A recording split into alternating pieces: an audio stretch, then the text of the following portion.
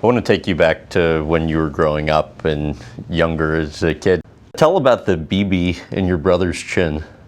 Well, I shot my older brother in the chin with a BB gun, and people go, oh, you did what? And I said, well, it was his fault.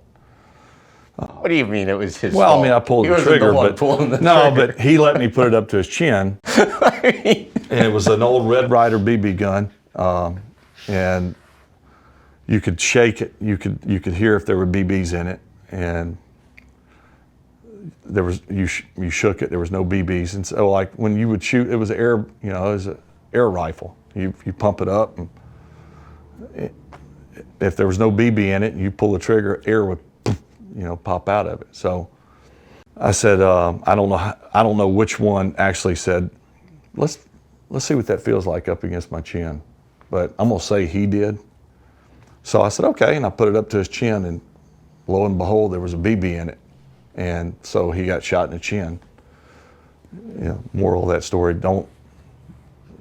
every weapon is loaded, regardless. Don't ever, and that. That's a good example, but better him than me. And of course, who got spanked for it? I did. When I explained to my dad, he wanted to see what it felt like with the air on his chin. And so it was his fault, but needless to say, I think I got beat with a black rubber hose. Well, you're the one that did shoot him with a BB. I did pull the trigger, but I mean, he helped out. He really. Right. How did you once knock somebody out during a potato fight? I guess I had a pretty good right arm. You're right. We were rambunctious. We were into everything.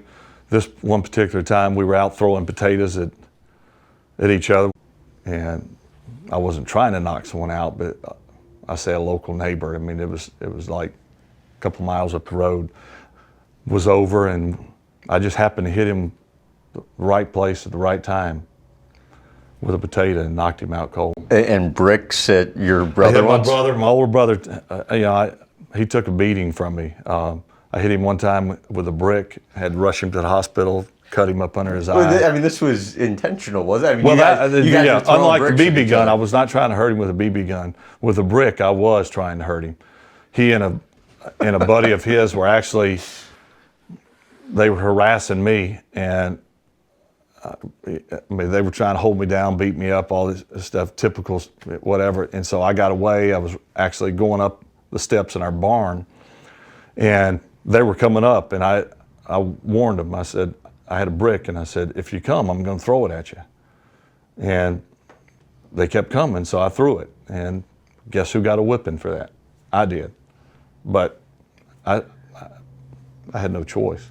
End up in the ER a lot as kids?